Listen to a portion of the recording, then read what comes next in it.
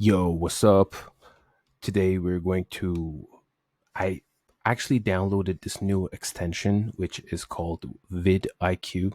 As you can see here, it's awesome. And I just want to make sure this is the right thing to purchase because I want to upgrade, but I just want to make sure that it's good for you guys too. So let's just watch this video that it was released 1 day ago by their team and is apparently like a testimonial of like a successful interview, right? Successful story. So let's get to it. Passion, right? But it usually takes a light bulb moment to discover an audience for that passion. I had really never watched YouTube for entertainment purposes, really just for informational purposes. But living in Spain, a lot of the local channels. That's why we have VFitter University. Were in Spanish, which is pretty hard to watch if you don't know Spanish. So I started watching YouTube and all these travel creators, and oh wow, you can actually do this, and people watch this, and that was kind of the beginning. And with that, I love Vicky and that. Josh started their YouTube journey. But yeah, I feel like I could do something on streets that would be educational in some way. target audience. That is a really difficult thing to pin down, and that was their first big mistake. I don't think we really targeted any That's the hardest part. audience and had a Because goal if you for don't the have, channel. because if you don't have business, you don't know who your target audience is. So if you have business, you know what makes money. So that's more clear. But apparently they started from nothing. Let's just see. I mean, the person we wanted to speak to was someone who liked to travel, probably in their 30s to mid 50s, who wanted to see adventures around Europe. What we ended up getting was an audience that was 55 to 70 who wanted to know how to retire in Valencia. Wasn't retire. So not the ideal audience Vicky and Josh wanted to speak to on YouTube, but critically an underserved audience on YouTube. And over time, that channel started to grow. 5,000 subscribers. The average video would get 5 to 10,000 views. There was even an outlier video of 120,000 views. They found their YouTube traction. The channel was starting to grow. They were building an audience. But then... This is why it's useful. Like I believe in this software because I know that this is like super practical information that you can just simply apply to your channel and you can grow. So we're doing the same thing. We just want to make sure that this is the right decision. And yeah, let's do it. something happened. People came to Spain to retire a lot of times, and we had a great time while living there, but we just didn't want to settle there. We made a decision to move to South Korea and kind of had a different life. Yeah. Try to get the channel going there. It's a typical YouTube conundrum that many creators face. Life gets in the way. And so Vicky and Josh collected their belongings and moved halfway across the world to South Korea, believing that this change would actually benefit the travel aspect of the channel. But that was probably their second big YouTube mistake, trying to predict what's going to happen with you. They just told me that what I said to you was a mistake. I don't think that. Channel. Kind of thought that our videos would still get pushed out to the run in Seoul, Yeah. but that's not what happened. Well, I guess we also didn't have much of the understanding of how algorithm worked. But we also thought that because Probably. South Korea, the Seoul is such a big market, we really didn't doubt much that we're going to gain a lot of new subscribers and grow our channel. So it's this famous, I guess, case of putting your faith in the YouTube algorithm. Just assume. This guy just has like a starter in his conversation. Just like this. I mean that the recommendation system is Yeah. always going to know what the video is about and where to find the audience. But tell us what happened. Oh, well, our first two videos, our Spanish audience was a little curious about us moving. Why did they move? They wanted Yeah. to see us maybe potentially go. So I think our first two videos may have got up to like 15, 20,000 views. Yeah. But by our time our third video That's a happened, lot. every video subsequently was just like Oh, dead no. on arrival. We were getting 100 views, 200 views. Yeah, people weren't interested That's so bad. Is it because of the location?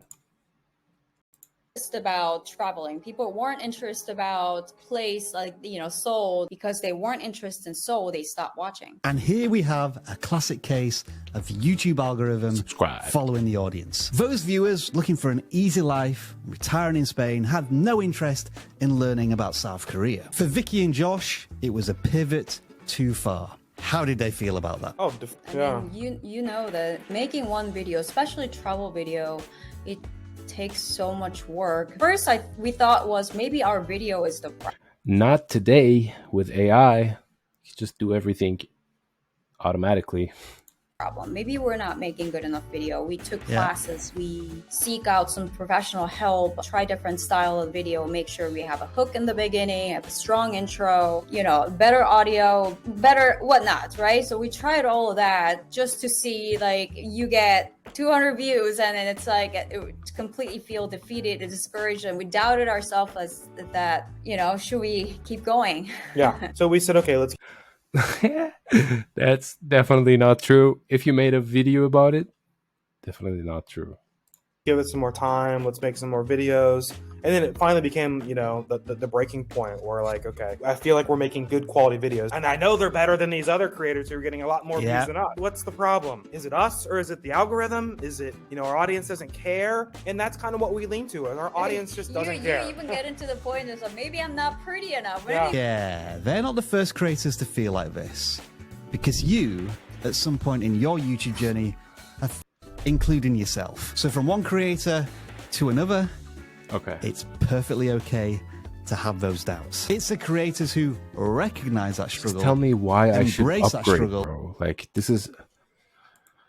We're like 6 minutes in, and I just didn't get my answer yet.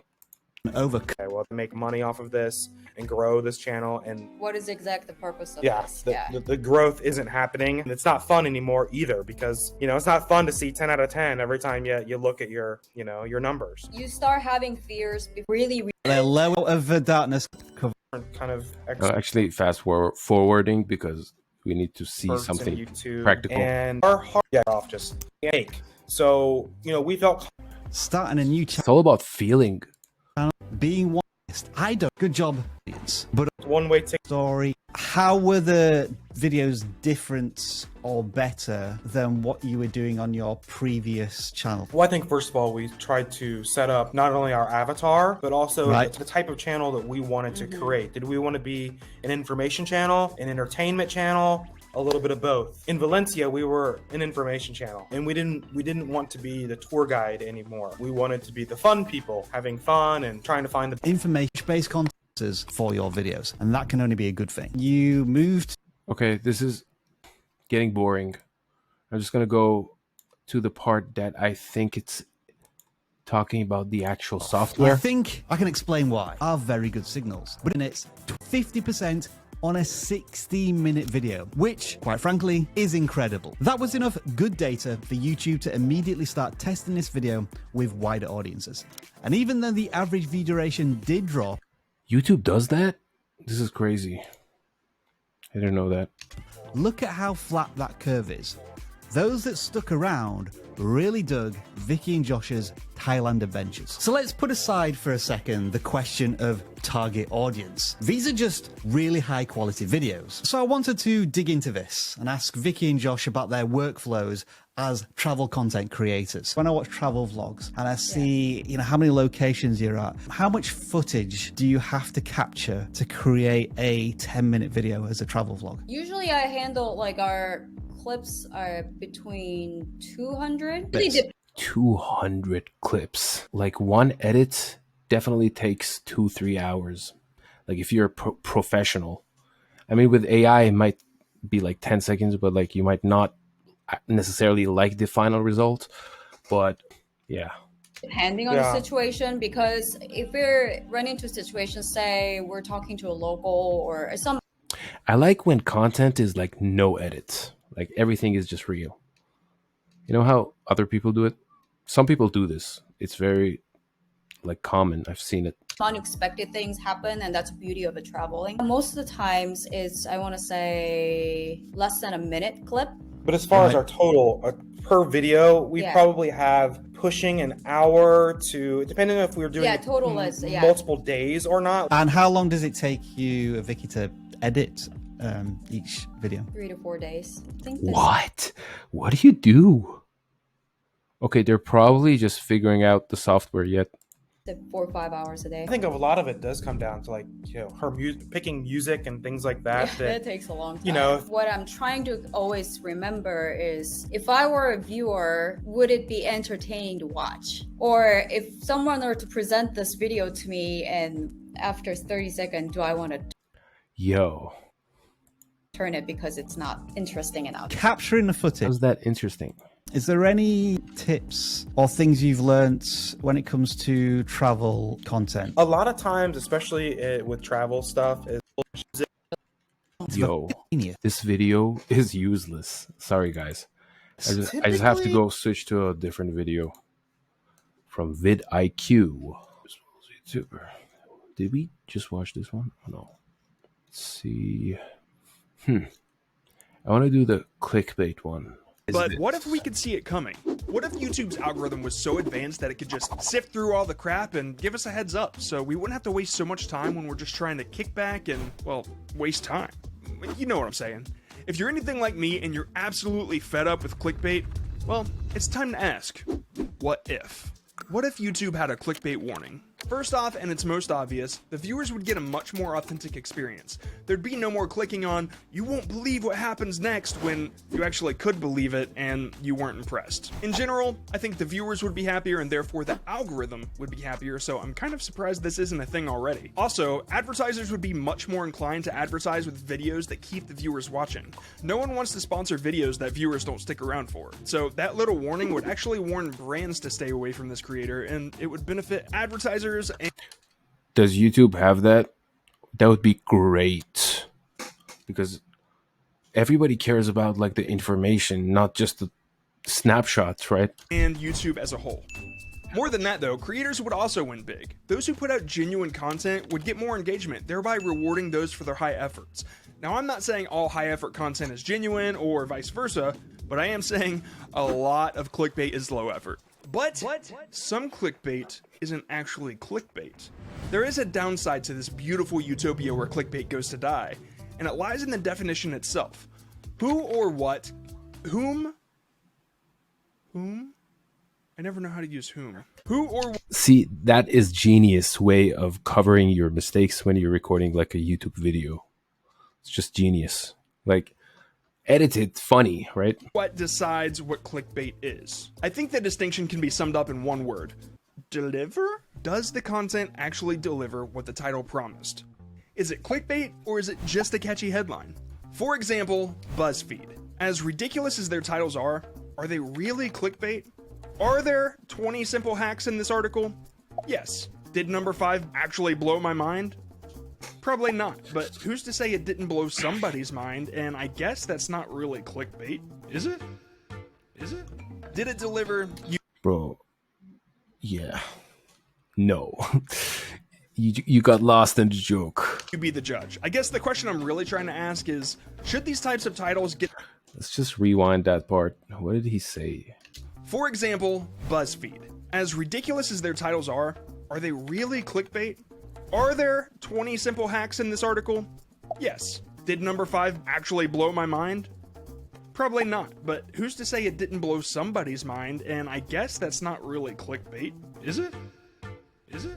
Did it deliver? You be the judge. I guess the question I'm really trying to ask is, should these types of titles get the clickbait warning, or should the warning be reserved for more extreme cases? It's hard to know where to draw that line, and in that difficulty, what if videos get wrongly flagged as clickbait? What about some of our favorite drama channels that go over the top on purpose? Would the algorithm be able to make the distinction between real clickbait and satirical clickbait? Algorithms are smart, but they're not perfect. And YouTube deals with enough copyright discrepancies on the daily as well. So there are some things to consider. But for a minute, let's just pretend that we all agreed on what is or isn't clickbait. In this universe where YouTube's algorithm has become some sort of digital sorting hat, how would it dish out justice? let's talk punishment. So we already have option 1, the scarlet letter, a clickbait stamp of disapproval for all of YouTube to see. Okay, so what are some other ways we could go about this? Well, option 2 could be community service, where they can't upload anything else until they make a video educating others on the dangers of clickbait. It's pretty harsh. Option 3, limited uploads. You can only upload once a week until you upload 3 videos in a row that aren't labeled clickbait. Wow. Option 4, shadow ban until the title's changed, which I think that's pretty fair, I guess. I don't know. Okay, and option 5. Now, go with me here. YouTube clickbait trials.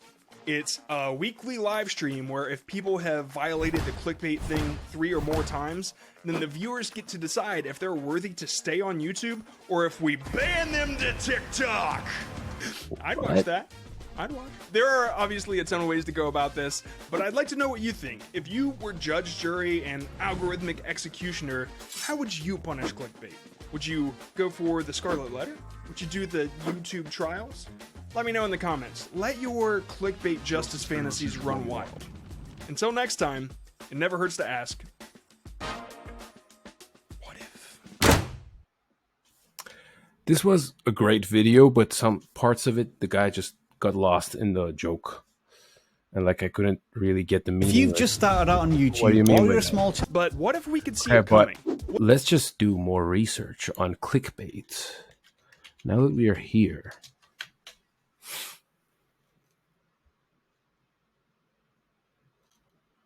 What? Is this true? Tell you something I'm bad at. I am terrible at making clickbait.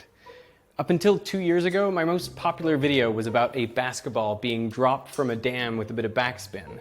It takes off like a rocket and shoots out way further than you'd expect. This video was embedded on literally hundreds of news websites, and in its first week, it got 16.3 million views. But almost none of those views came on the YouTube platform. Why? Because I gave it this thumbnail, and I called it Strange Applications of the Magnus Effect. This video is sponsored by KiwiCo. More about them at the end of the show. Now, I believe within YouTube, I'm used as an example of how not to package your video. As if to demonstrate just how bad a title and thumbnail this is, someone else re-uploaded the video with the clever title, Basketball Dropped from Dam. And within a few weeks, that video had received tens of millions of views on YouTube. This is when YouTube gave me access to Content ID. That's the system that allows you to earn revenue when someone else re-uploads your videos, which was good, but I still wasn't very good at clickbait. So for this video, I called in an expert. I wanted to see your reaction face. Can you give me like a reaction face? Like, what's a good thumbnail face? Oh, I got you. This is the thumbnail face. I have like 10 I go through the motions of, like, and then we just pick the best one. I probably have like 500 of these just saved, and we could just So Photoshop feminine. my face on my face. So I don't even really have to do it anymore. When I started on this platform some 10 years ago, clickbait was less important. Subscribers were what mattered because most of the views came from the subfeed, and videos went viral usually by getting a lot of attention elsewhere, like on Reddit or Facebook, not due to the YouTube algorithm. But once you had a big video and people subscribed, well then your next video would likely get a lot of views from those subscribers. So YouTube would take that popular video and share it with more people, and so you'd get more subscribers in a positive feedback loop. But soon YouTube realized that this did not create the best experience for the viewer. They discovered that showing people only videos from channels they were subscribed to led to fewer clicks, less watch time, and less engagement with the site as a whole. Plus, they knew that relying on other platforms to drive traffic to viral hits was risky, since those other platforms might disable the traffic at any time. So they needed to make YouTube a destination in itself. They wanted people to come to YouTube, see videos that interested them, click on at least one of them, and watch it for a while. Ideally, get sucked down the YouTube rabbit hole and spend hours on the site without even... So YouTube actually loves clickbait. That makes the last video useless. even noticing it. The ultimate resource is people's time and attention, and every platform is trying to capture as much of it as possible. So to make YouTube this go-to destination, they had to decrease the importance of subscribers, make it less like a podcast app where you only get the shows you're subscribed to, and more like Reddit, where stuff with the most engagement rises to the top. But that necessarily meant increasing the importance of clickbait. Now, there seems to be a paradox when it comes to clickbait. People almost universally claim to hate it, but you also see it everywhere. So VidIQ should remove that video because this is exactly why. why is this? Well, one of the problems is we don't all agree on the definition of clickbait. When I Google it, the top definition is, on the internet, content whose main purpose is to attract attention and encourage visitors to click on a link to a particular web page. We could call this type 1 clickbait, and there doesn't seem to be anything wrong with it. I mean, if you didn't try to attract attention and get people to click on your links, then you wouldn't really be doing your job. But there is a second definition, one that I think more people ascribe to, which is something such as a headline designed to make readers want to click on a hyperlink, especially when the link leads to content of dubious value or interest. Wikipedia says a defining characteristic of clickbait is that it is sensationalized or misleading. And it also talks about teasers that intentionally withhold information to exploit the curiosity gap. They give you enough information to make you curious, but not enough to satisfy that curiosity. Here are two actual titles from a news website. 9 out of 10 Americans are completely wrong about this mind-blowing fact. And someone gave some kids some scissors. Here's what happened next. I think we can all agree that these are examples of bad type 2 clickbait. Now imagine a clickbait space where on one axis you have how misleading or sensationalized it is, and on the other, how much information is intentionally withheld to create a curiosity gap. Well, then these two titles fall in the top right corner. And oh, wow. Let's just read this. Misleading, withholding information. That's bad. You got to be in like the orange parts. Withhold information, but not misleading. These are the zones of type 2 clickbait. At the other extreme, you have things that are so unsensationalized as to be dull. You could call this the dead zone. Now here, be in that zone, is where you would find strange applications of the Magnus effect. I mean, I didn't tell you what the applications were. Now, in the middle is where you would find type 1 clickbait. But honestly, I think type 1 and type 2 clickbait are so different that we shouldn't even use the same word for them. Instead of type 1 clickbait, my friend and YouTuber Brady Heron suggested legit bait. I mean, it might sound enticing, but it is legit. Instead of type 2 clickbait, we could use click trap, click trick, link trap, or dupe shoot. Interesting. What's important to recognize is that for any given video, there is no one true title and thumbnail. Each video could have hundreds or thousands of different legit bait titles. For example, how does a zero-G plane work? I went on a plane that does parabolic trajectories. What happens to fire on a zero-G plane? Now, the most enticing titles and thumbnails are found close to type 2 clickbait. I'm reminded of the infographic by Smarter Every Day, like almost misleading, showing that on social media, the greatest engagement occurs close to the boundary of what's allowable. But remember that everyone's definition of clickbait is different, and everyone's perceptions of words and images are different. So these are not clear boundaries, they're actually kind of fuzzy. Oh no. That's the problem. When you make fuzzy boundaries. For one person might be legit bait, for someone else could be a click trap. What's clear is that on a site where click-through rate is important, clickbait of...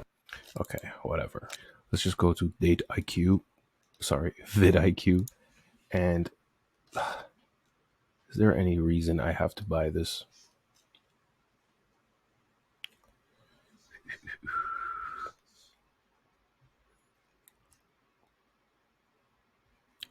I'll stick to free. Thank you guys. Bye-bye.